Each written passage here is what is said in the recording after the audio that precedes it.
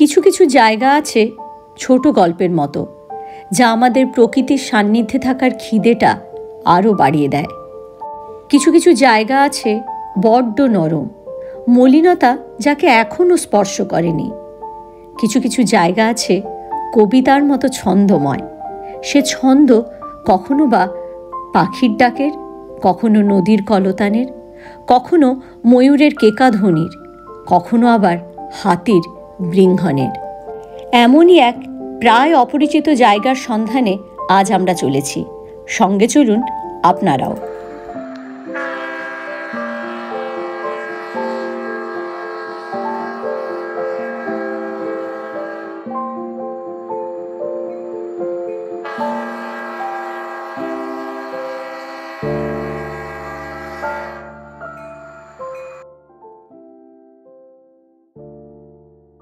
নমস্কার বন্ধুরা, sound of তিস্তার একটা নতুন ভিডিওতে আপনাদের সবাইকে স্বাগত।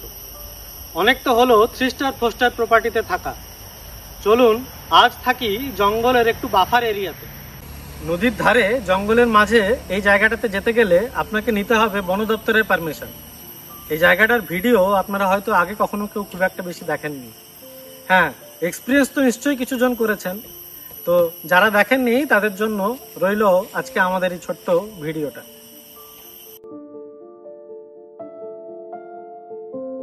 নরম সবুজের বুক চিরে আমরা এগিয়ে চলেছি।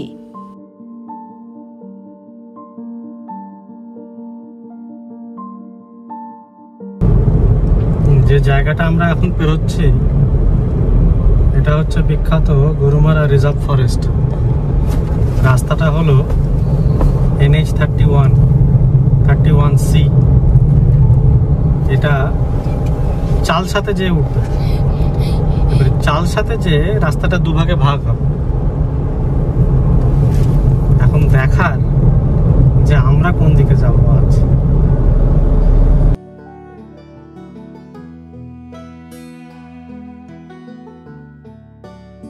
উত্তরবঙ্গে থাকার সবচেয়ে বড় সুবিধে হলো আপনার কোনো গন্তব্য থাক কিংবা না থাক, এই নদী, চা বাগান, পাহাড়, জঙ্গলের মধ্য দিয়ে যেতে যেতেই ভ্রমণের অর্ধেক সুখ আপনি অনুভব করতে পারবেন।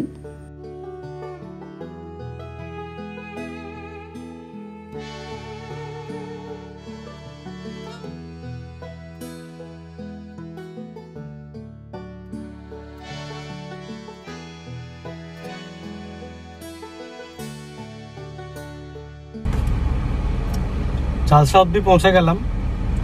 এরপর আমরা যাব ডান দিকে, মানে টুয়ার্ডস নাগরাকাটা।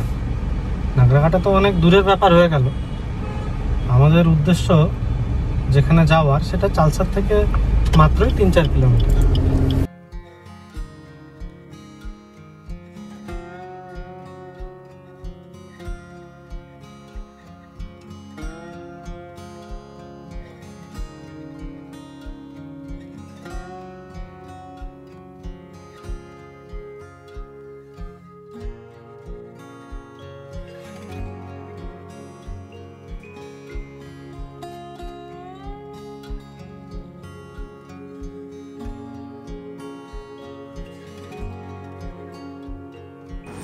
এখন যে জায়গাটার উপরে আমরা দাঁড়িয়ে আছি এটা মূর্তি নদীর ওপরের একটা ব্রিজ। এটা সড়ক ব্রিজ, আর ওই যেটা দেখছেন ওটা হলো রেল ব্রিজ। একটু পরে আমরা রেল ব্রিজটাও পার হয়ে একটা জায়গাতে যাব, ঠিক রেল ব্রিজটার সামনেই।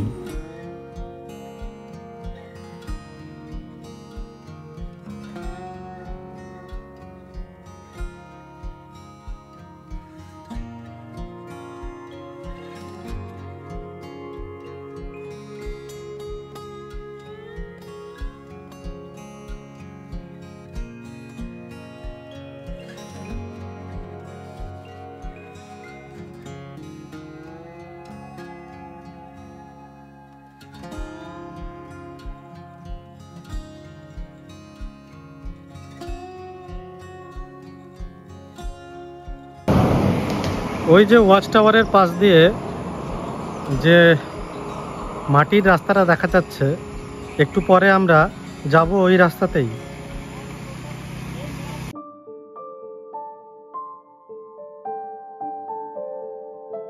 চালসা থেকে কিলোমিটার 4 আসার পর বাম দিকে আমরা বেঁকে গেলাম পানঝোরা বনছায়ার দিকে।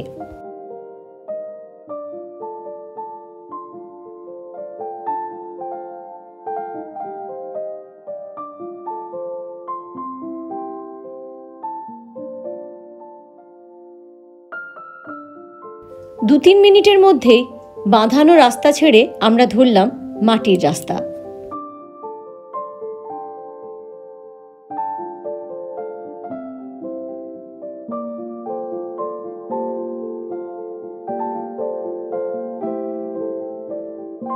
মেন রোড থেকে এই ওয়াচ টাওয়ারটাই আমরা আপনাদের দেখাচ্ছিলাম।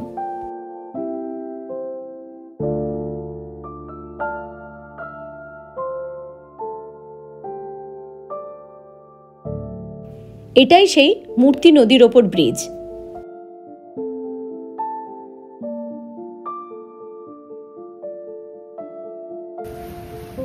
পিচের রাস্তা ছেড়ে কিছুটা মাটির রাস্তা ধরে মূর্তির যেটা রেলের ব্রিজ ঠিক তার আগে এসেই গাড়িটা আপনাকে রাখতে হবে যদি নিজের গাড়ি নিয়ে আসেন। আর এখান থেকে কিছুটা 100 মিটার মতন পায়ে হেঁটে আপনাকে যেতে হবে।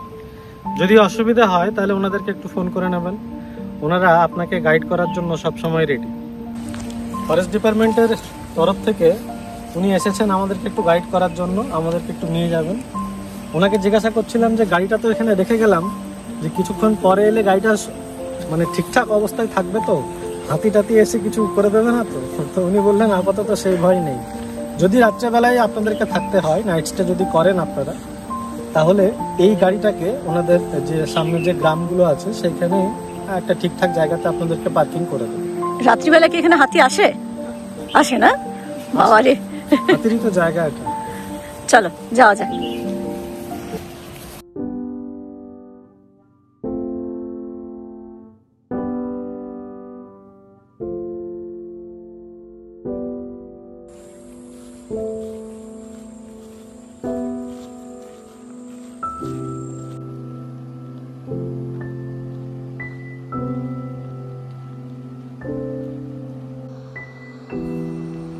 অনেকক্ষণ ধরে আপনাদেরকে হাঁটি হাঁটি নিয়ে আসছি, আর মাত্র একটা বাঁক।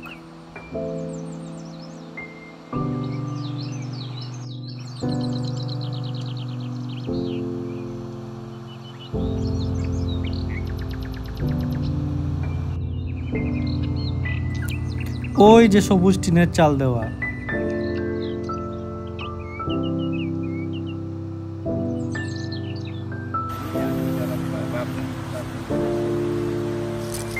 এটাই বলছেন দাদা, বলছেন এটাই হচ্ছে হাতিদের রাস্তা। হ্যাঁ, রাত্রিবেলা হাতি এই পাশ দিয়ে আসে। এই যে দেখছেন একটা পায়ে হেঁটে রাস্তা মতো করা আছে। এই রাস্তা এতটা উঁচু দিয়ে নামতে পারে? ও,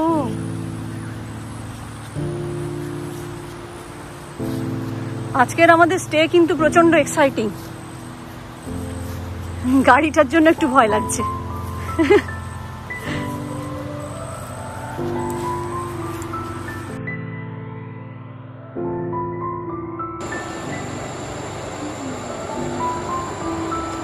খুব পরিষ্কার পরিচ্ছন্ন আছে, কিন্তু আমাদেরকে সবাইকে চেষ্টা করতে হবে এখানে আসার সময় যতটা পারা যায় জায়গাটাকে পরিষ্কার রাখা, গ্রিন রাখা।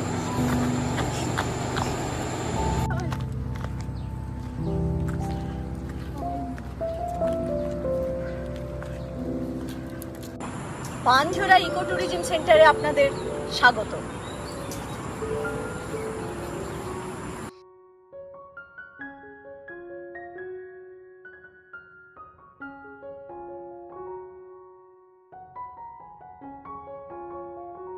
এমন শ্যামল সবুজ স্বর্গ এতদিন কোথায় লুকিয়েছিল? দূরে দেখা যাচ্ছে মেঘাচ্ছন্ন পাহাড়, আর নিচ দিয়ে বয়ে চলেছে মূর্তি নদী।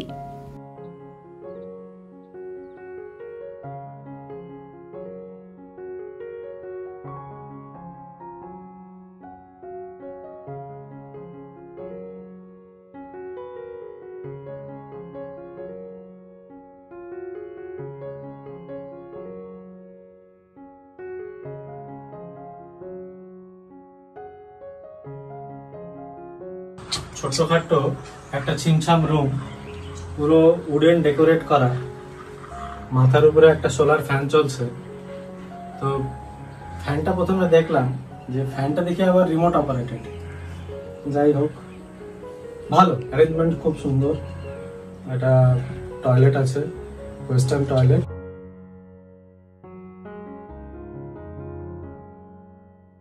অনেক কিছু নেই হয়তো, মানে আপনি একটা ফার্স্ট ক্লাস প্রপার্টিতে থাকলে যা যা কিছু এক্সপেক্ট করেন তার অনেক কিছুই নেই, কিন্তু আবার অনেক কিছু আছে। যেটা আছে সেটা শুধুমাত্র একটা দরজা কিংবা একটা জানলা খোলার অপেক্ষা, বাকিটা আপনাদের সামনে আমাদের ক্যামেরায়।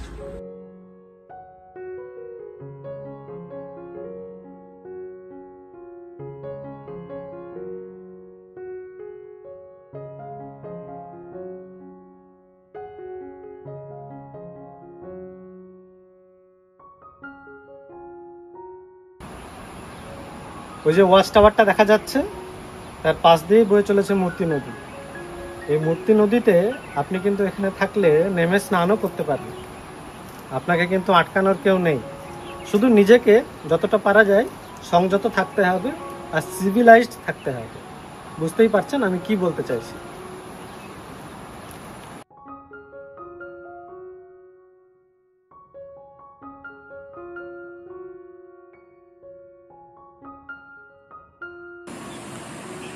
আড্ডা দেওয়ার জন্য যেখানটায় বসে আছি এর সামনে পুরোটা হচ্ছে ধান ক্ষেত, মাঝখান দিয়ে মূর্তি নদী বয়ে চলেছে। হাতি আসে এখানে জল খেতে, ধানও খেতে। আর সেই খাওয়ার দৃশ্য আপনি কিন্তু চাইলে আপনার ক্যামেরা কিংবা মোবাইল বন্দি করতে পারেন। জায়গাটা কিন্তু অপূর্ব।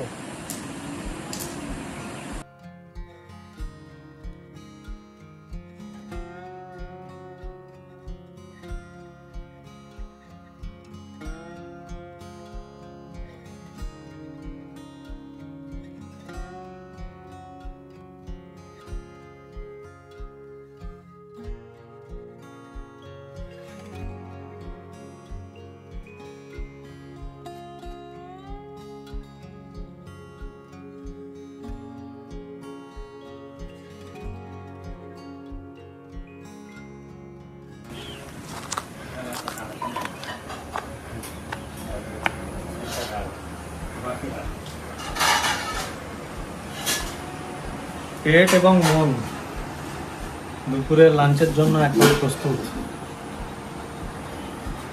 আর সামনে এইরকম ভিউ।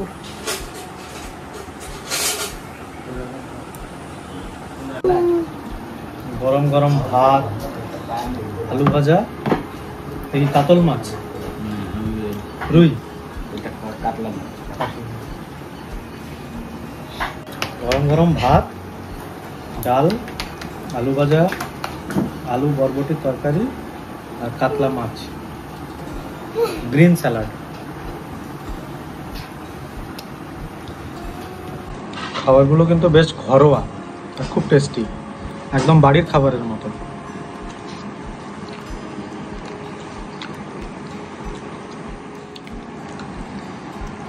তেল ঝাল মশলা সব ঠিকঠাক। ন্যাচারালি কোনো জায়গায় যে মানে খাবারটা বাড়ির মতন হলে কিন্তু একটা আলাদাই স্যাটিসফ্যাকশন থাকে।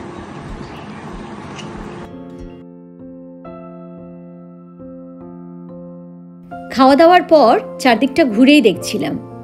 খুব একটা বড় জায়গা জুড়ে এই প্রপার্টিটা নয়, কিন্তু বড্ড চোখের আরাম।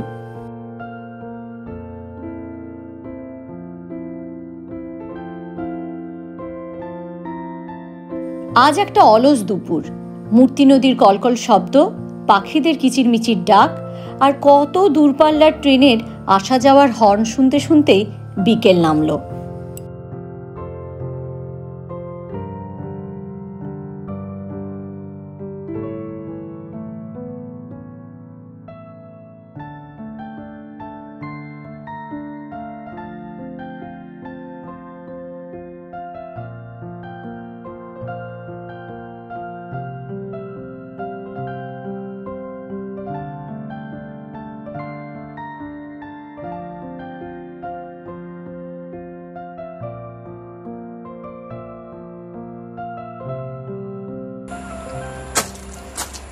সূর্য ডুবতে চলেছে, পাহাড়গুলো আস্তে আস্তে ঝাপসা হয়ে আসছে, ময়ূর ডাকা শুরু হয়েছে। আর এই দৃশ্যটা দেখার জন্যই অনেকক্ষণ থেকে অপেক্ষা করে আছি। সানসেটটা আজকে জমিয়ে দেখবো।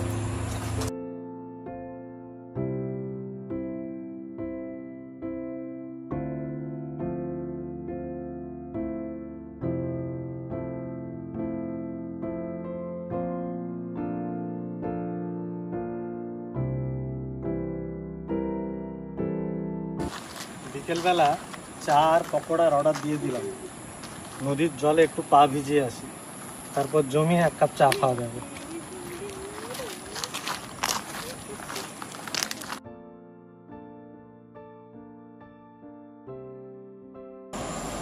বন্য প্রাণীদেরকে ভয় দেখানোর জন্য লাগানো হয়েছে ইলেকট্রিক ফেন্সিং, তাদের ক্ষতি করার জন্য কিন্তু নয়।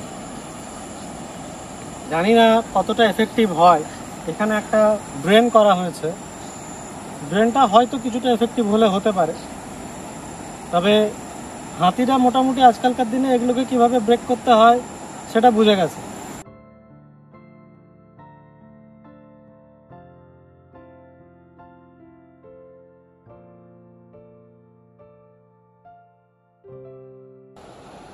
ওই যে কলকল করে বয়ে চলেছে মূর্তি নদী, তার উপর দিয়ে মূর্তি নদীর রেলের ব্রিজ, আর তার পাশে মূর্তি নদীর সড়কের ব্রিজ।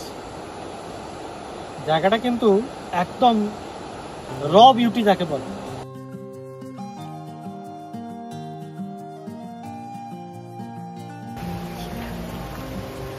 জঙ্গলের এই বুনো গন্ধটা মাতাল করার জন্য যথেষ্ট।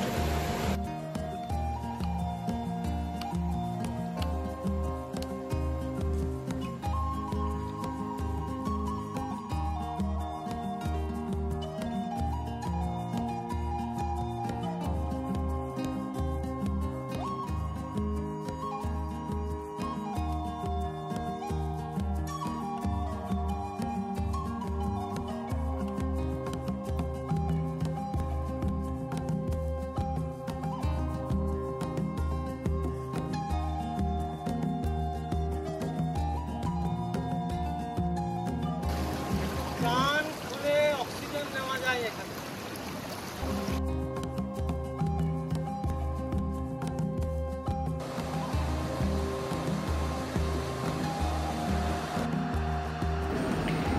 মাঝে মাঝে মনে হয় চিৎকার করে বলি, বেঁচে থাকুক আমার পাহাড়, বেঁচে থাকুক আমার জঙ্গল, আর বেঁচে থাকুক আমাদের এই নদী। না হলে সত্যিই আমরা বঞ্চিত হতাম।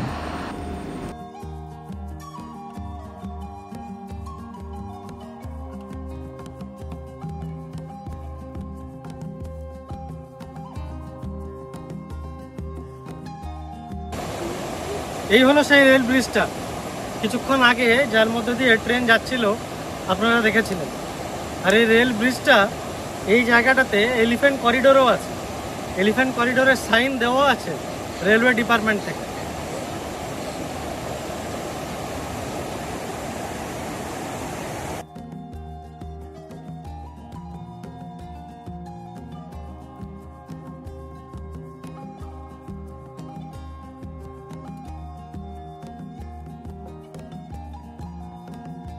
ওই যে দূরে দেখছেন এলিফ্যান্ট করিডোরের বোর্ড লাগানো আছে। এই জায়গাটা কিন্তু অফবিট নয়, আবার অফবিটও।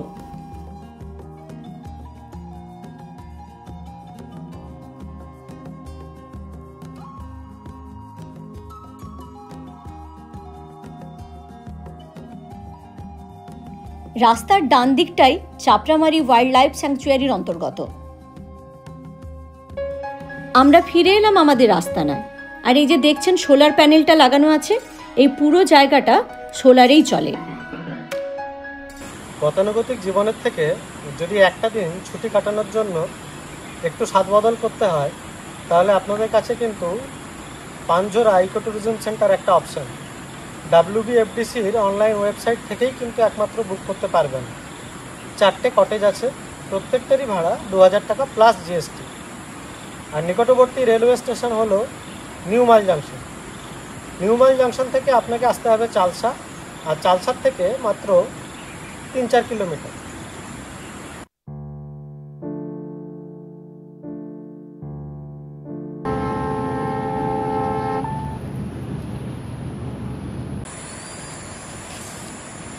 যেহেতু এই প্রপার্টির পেছনেই হচ্ছে চাপড়ামারি ওয়াইল্ড লাইফ স্যাংচুয়ারি, তাই যদি আপনাদের কখনো চাপড়ামারিতে সাফারি বুকিং থাকে তাহলে এই প্রপার্টির মধ্যে থামালাম, ময়ূর ডাকছে। হ্যাঁ, যেটা বলছিলাম, যদি আপনাদের যদি কখনো চাপড়ামারি ওয়াইল্ড লাইফ স্যাংচুয়ারিতে যদি বুকিং থেকে থাকে তাহলে আমরা যেখানে আসার সময় গাড়ি রাখলাম সেখান পর্যন্তই সাফারির গাড়ি কিন্তু আসবে, সেখান থেকে আপনাকে পিক আপ করে নিয়ে যাবে এবং ড্রপও করে দিয়ে যাবে। যেহেতু এটা একটা গভর্নমেন্ট প্রপার্টি, তাই এই সুবিধাটুকু অন্তত আপনি এখানে থাকলে অবশ্যই পাবেন। বহুকাল বন্ধ থাকার পর মাত্র 2 মাস হলো পাঞ্ঝোরা ইকো ট্যুরিজম সেন্টারটি আবার পর্যটকদের জন্য খুলেছে। আর এখানে এসে যেটা আমরা বুঝলাম, এই জায়গাটি ডুয়ার্সের একটি লুকোনো হিরে।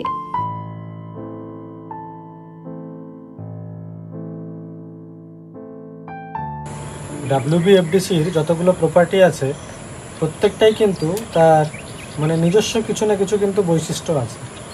কিছুদিন আগে আমাদের চ্যানেলে আপনারা ঝালং রিভার ক্যাম্পের ভিডিওটা দেখেছিলেন।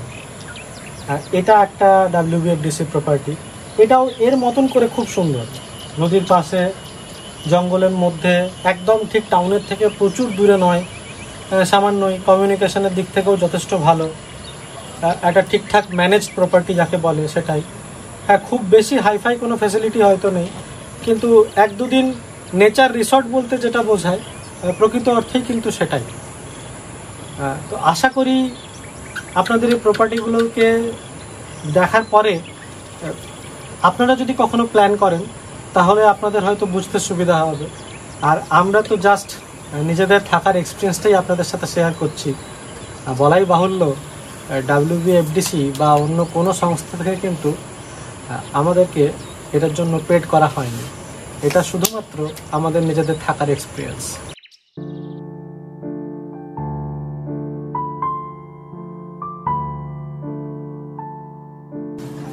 চলে এসেছে স্ন্যাক্স আর চা, এখন এটার সদ্ব্যবহার। মাথার উপরে একফালি চাঁদ, সামনে দিয়ে কলকল করে বয়ে চলেছে মূর্তি নদী, ডাকছে অজস্র ময়ূর, অনেক নাম না জানা পাখি, আর 1 কাপ চা। আজকের সন্ধ্যাটা এভাবেই কাটবে, চাও কিন্তু আরো অনেক কাপ লাগবে।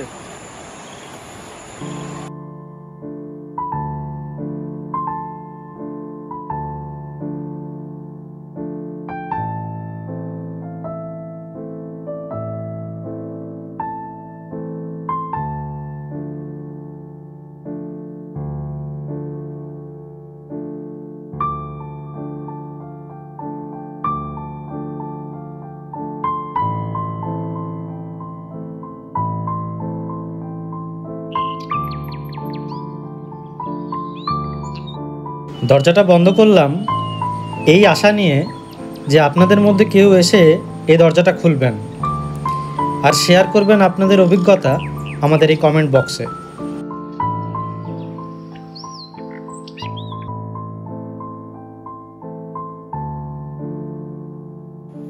আমরা আজ ফিরে যাচ্ছি, তবে সাথে নিয়ে যাচ্ছি এই বুনো গন্ধ আর জঙ্গলের শব্দ।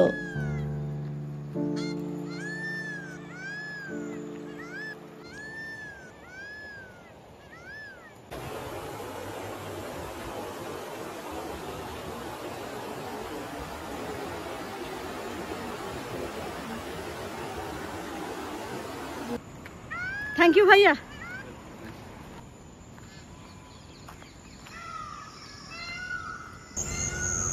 ওই যে আমাদের গাড়ি, আমরা এখন রওনা দিলাম। যদি থাকেন এখানে তাহলে রাত্রেবেলায় কিন্তু ওনাদের সাথে কথা বলে পাশের গ্রামে গাড়িটাকে কিন্তু রেখে দিয়ে আসতে হবে। গ্রামটা খুব একটা বেশি দূরে নয়, সামনেই। কারণ বুঝতেই পারছেন এখানে থাকলে হাতির কাছে এটা একটা দেশলাই বাক্স ছাড়া এর বেশি কিছুই না।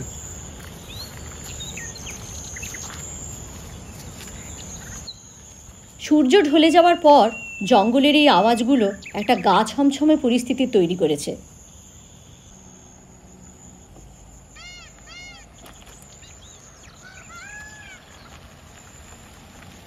এই মেঠো পথে মাত্র 500-700 মিটার যাওয়ার পরই আমরা ন্যাশনাল হাইওয়েতে উঠে পড়ব। ভিডিওটি শেষ করার আগে কিছু তথ্য আপনাদের সাথে ভাগ করে নিই। পানঝোরা ইকো ট্যুরিজম সেন্টারটি wbfdc.net এই ওয়েবসাইট থেকে অনলাইনের মাধ্যমে আপনারা বুক করতে পারেন। রুমের ভাড়া 2000 টাকা প্লাস জিএসটি, খাওয়ার চার্জ আলাদা। পুরো জায়গাটি চলে সোলার কারেন্টে, প্লাগ পয়েন্টের বন্দোবস্ত আছে, মোবাইল চার্জিংয়ের কোনো অসুবিধা হবে না। সব ধরনের মোবাইল নেটওয়ার্কই এখানে অ্যাভেলেবেল। কমন গিজার থেকে আপনারা গরম জলও পেয়ে যাবেন। আজ তাহলে এই পর্যন্তই। আবার ফিরব কোনো নতুন ভ্রমণ অভিজ্ঞতা নিয়ে। ততক্ষণ ভালো থাকবেন, সুস্থ থাকবেন আর অবশ্যই ভ্রমণে থাকবেন।